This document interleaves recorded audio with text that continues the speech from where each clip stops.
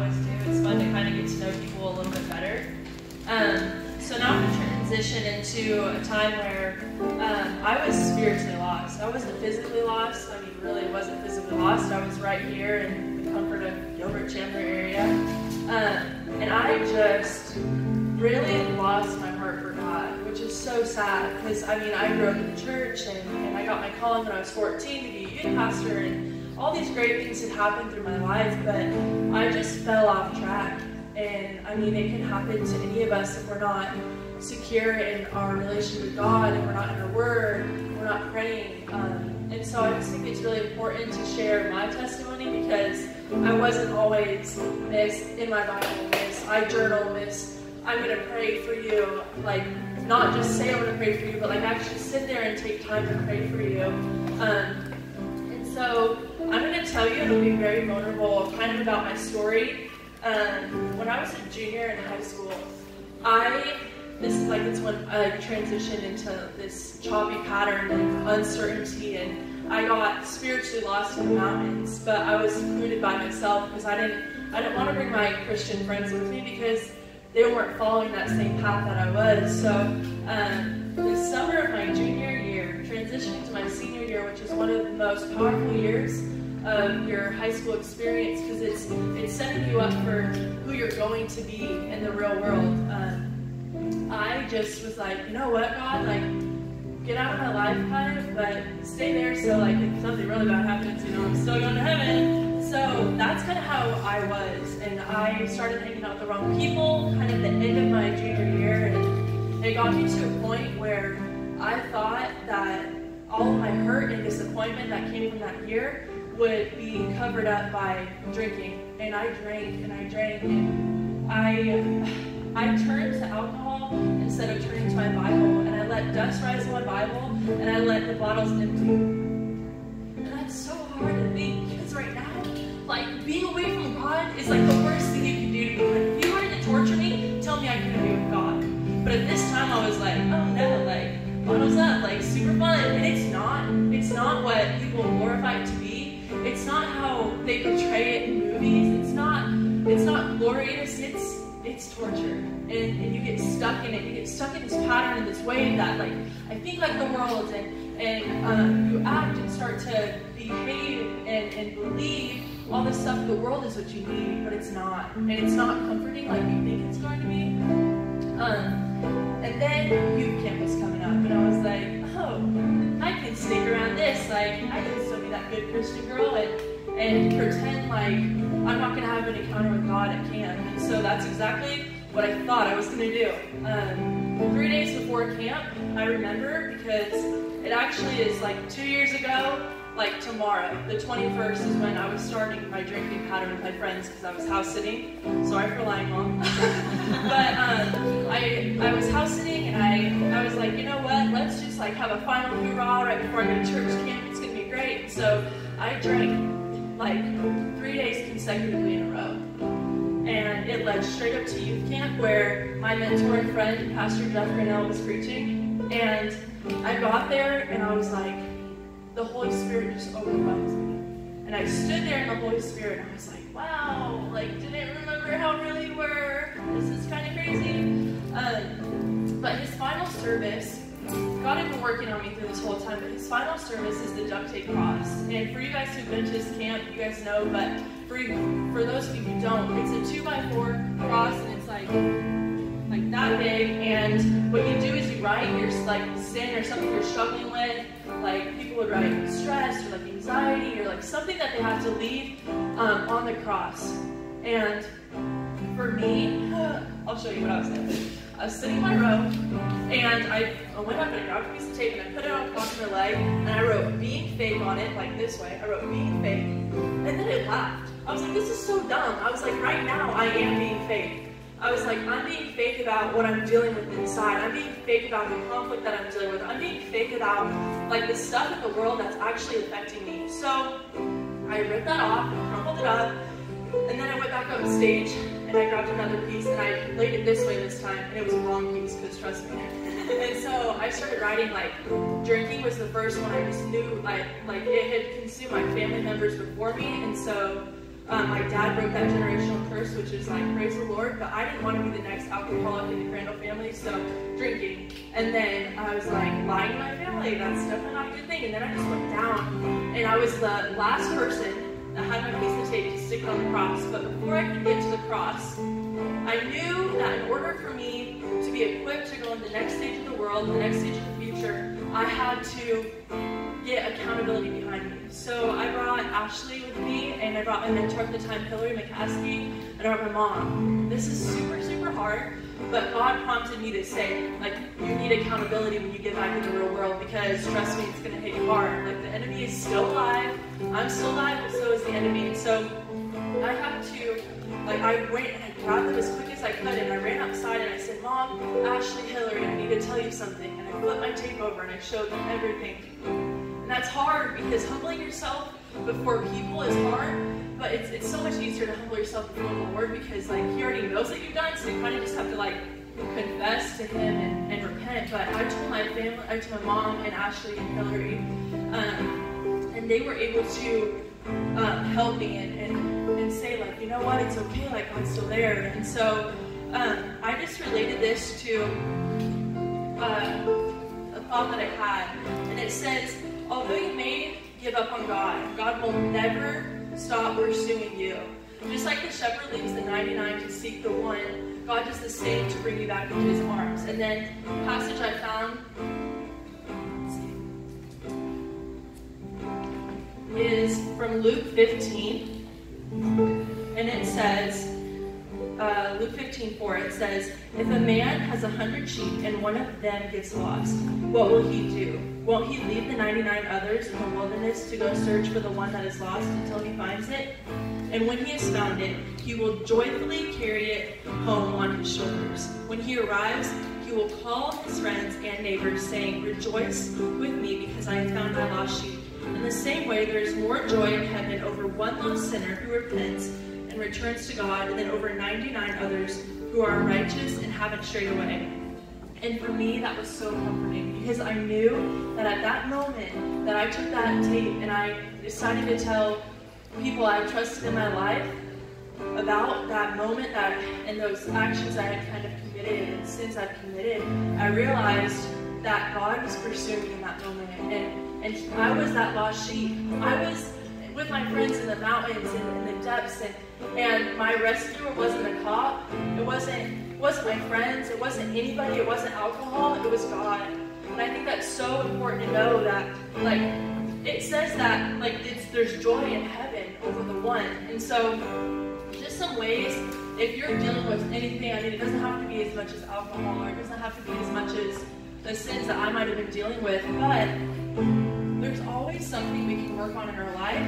And so I'm just going to share I'm going to share two, and then I'm going to have Steven come share one. Different ways to get back on track and equip yourself with the tools you need to succeed. So the very first thing I found was that church really did that for me. And I know, like, you guys are like, well, duh, we're in church right now, we're going to keep with that. But really, when I was in this time, my junior year, I would like find any excuse. I'd be like, oh no, volleyball, sorry guys. Like, I would find literally any excuse to not be at church. So grow in your biblical community and don't just attend church, but apply yourself.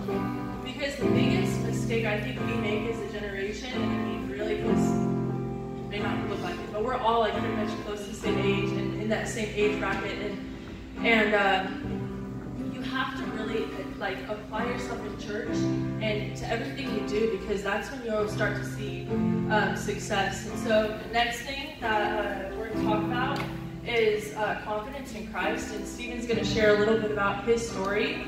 Just kind of, you can come on up if you want. But he's just going to share a little bit about his story and tell you what his track looked like to gaining confidence.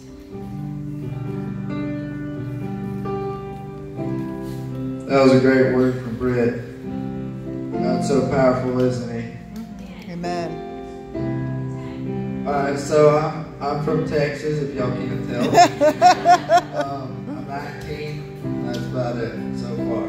So I'll get more into this. The first verse I've got up is I want to read is 1 Corinthians 13:3. I'm going to read it in two different versions.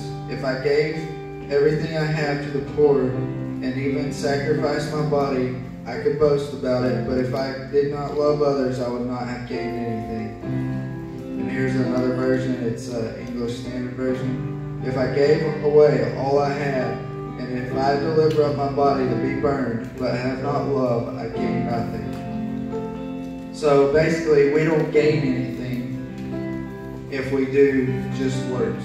Faith without works is dead, right? Amen. So when I was 16, my parents started a divorce. And divorce isn't good. It's a horrible thing. Some of y'all know what that's like. It puts a horrible stress on kids. So I flew to Peru. I've been to Peru 3 times. If y'all ever get a chance to go there, go to Andes Mountains. They're beautiful. But I flew there, and my uncle had offered me a job at 16 to be a diesel mechanic at a dealership. So when I got back from Peru, this was about June, and I went to work for him, and I started working. He had just started up his business, and as it was a bus dealership. So I started working, and I started working more and more, and I started just working because I wanted to have money. I wanted to have the toys. I bought my first truck. I had a 1-ton dually. I started buying these things, and it just kept building. And then I worked my way up the career ladder, and I was an inventory manager over several dealerships. And then my goal became I wanted to be a millionaire. And some of y'all think that's crazy, but when you're 16, there's no limits in your head, if we're being honest. And there shouldn't be no limits, but we should have God right at the center of them. Yeah. If we're gonna go to the sky's the limit and beyond the sky, there needs to be God involved in that. Yeah. Because I'm telling you right now, you won't go. You won't go to the sky. You won't even reach halfway. So I wanted to be a millionaire. Next thing and that wasn't working for me. I was like, you know what? I've been working so many hours. I used to work 60, 70, sometimes 80 hours a week and hardly sleep. I remember times where I'd get 2 and 3 hours of sleep and I'd be right back at work. Then I decided one of my dreams since I was a little boy was to be a pilot. So at 16, I was like, you know what? I got this money saved up. I'm going to go put myself through pilot school, be a pilot. That started off as fun and a dream, a part of my dream I wanted to accomplish. And eventually, I started falling into the trap which Satan has set to me. It built me an image. People would do what I said. When I need a plane fueled or nice chest put on a plane with drinks, I could call up to the airport and they'd do exactly what I said. And if they didn't, they'd get in trouble. And I wouldn't be the one to get them in trouble, but somebody else. That's just what happens. So that became an image, and then that image wore out. It still had an image, but it wore out. And then I decided, you know what? I've got dirt bikes and 4-wheelers, and I'm going to start racing motocross. So I started racing and riding motocross. This is all at 16 and 17 years old. So I'm a pilot. I'm an inventory manager. I kept my job through all this. And then I was like, you know what? I'm going to race motocross. I'm going to start riding dirt bikes because I want an image. I want fame. Because I had lost sight of God. I had quit reading my Bible at this time. I'd show up to church every once in a while, but I would not dig in and focus every day and give every day to God. So I'd ride motocross. I started building a name for myself. People knew who I was around town. I lived in a town where there's about, 2,000 people. Little town in Texas, south of Fort Worth called Joshua. Britt's been there. She knows how small it is. Then I decided I was going to start rodeoing and roping. That was something I always wanted to do. I used to get caught as a little boy roping my dad's cows, and I had cows when I was about 12. I started buying cows. I'd get caught, I'd get in trouble, I'd get grounded, and eventually I gave up on it. But when I was about 6, right before my 17th birthday, I decided I want to rope. Start my rodeo career. So I started roping, and it was all fun and a dream, and I was learning all this stuff, and I was like, you know what, this is where God wants me. I kind of refocused my life on God right before this. I slowed down riding dirt bikes, sold off my dirt bikes and 4-wheelers, And I was like, you know what, I want to refocus my life on God. I didn't completely come to the end of myself. I gave up half of myself. I held some back from God. And I don't ever want to see any of y'all hold back from God. I want to see 100%. Because you can't serve two masters. That's right. So it was a dream, and it became a sense of value. People started knowing me, started knowing who I was. I built a name. I built some fame for myself in Texas. I was running around with the big guys. I was running around with some world champions. People started figuring out who I was. And I lost my focus on God. I had quit praying and reading. And this was this was right when I turned 18. I just turned 19 in April. So this was about a year ago, maybe a little less. And I quit focusing, and I quit praying, and I quit reading and doing what I needed to do to focus my relationship on God. And yeah, this isn't like drinking or anything that Britt said. It's the same sin. Sin is sin. And it still had an impact on me. But the whole time, there was something I was looking for, and that was an image. I wanted people to look at me and regard me as a high person, value me. I had no self-confidence. I doubted myself all the time. And at night, it ended up, one night, I came to a place in my life where I wanted to end my life. And right before I was going to do this, I looked over. I was laying in my bed. I looked over. My Bible had dust all over it. And I remembered at that point in my life, I had forgotten who gave me value. Because I can sit here and work and do all these things, and I will not have value at all. At the end of the night, I have no value. I remember laying there crying because I knew at the end of the night I was living a fake life. I was doing it all for a show. I was doing it all for somebody else to look at me. And so my question to y'all is, where does your image come from? Who gives you your value? Does God give you your value? Do you read and pray so you get value from God? I've noticed when I pray and talk to God, and I'm no different than any of y'all. I did stuff like, just because I've done these things, anybody can do them. I've met other kids that have done more than me. So, and you will be beat every time. You still want to try your best. You still want to do the best you can. But there's always somebody else that's going to do it better. And they're going to have more fame, more money. And it's just a ladder that just constantly, have y'all ever seen a hamster on a hamster wheel? That's what will be your life. It will just go in circles and circles and circles, and you will never win without God.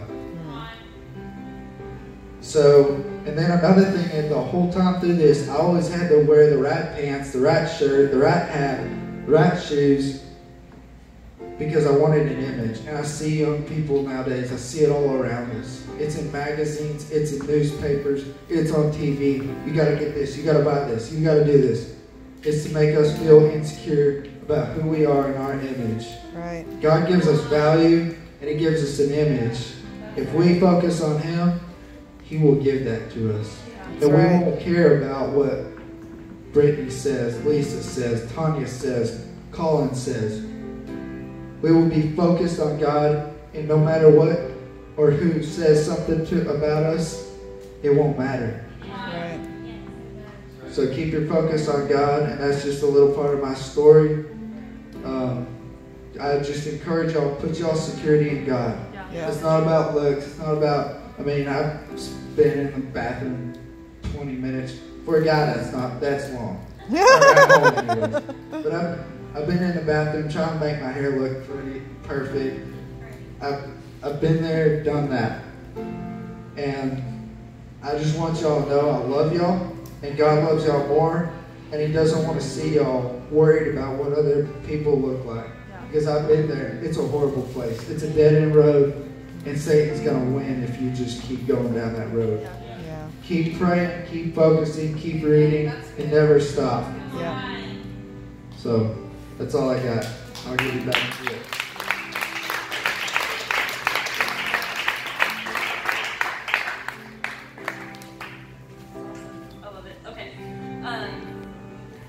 then the last thing after I put myself with confidence, and I think that's a really great reminder, is that it's not only me, and it pertains to a lot of people, even Steven. So it's really cool to see his story and him grow and him moving out here and everything. And then the last thing I equip myself with, so first church, then confidence, and then the last thing is people. And people are they impact you regardless of what you want to say. Because when I was drinking, I was like, oh, I'm going to minister to these people, and they really need my help because I'm so strong in Christ. But if I'm committing the same sins as them, how am I supposed to preach to them? I can't talk to them about how God's my redeeming power and how I don't need alcohol if I'm doing the same thing as they are. And so there's 3 types of people I want you to equip yourself with, and it's going to go quick. It's going to be a mentor, and pray and seek God about that, because you don't want your mentor just to be like Joe Schmo off the street. You want your mentor to be someone who is a man or woman of God, who fears the Lord and who's in their word and who is going to encourage you, who makes time for you. And then the second group is Christian friends. And I wrote this because I genuinely believe it. You can be offended, and I'm sorry if you are, but it says, if you think you're strong enough to hold out against your old group, your old friend group, you aren't. It's not a bad thing. It just means you're in a season of growth. And for me, that looked like changing my number and school. And that's insane. And it hurt because I knew the same high school, freshman and sophomore, junior year. And then senior year, 5 weeks in, I was like, I can't do this. And that's okay, because at that moment, you're not relying on yourself anymore. You're relying on Christ. And that's what I was doing. So Christian friends and a mentor, and then family. And I know some people don't come from the greatest families and don't have the greatest support systems at home, and that's totally fine. It's not something to be ashamed of.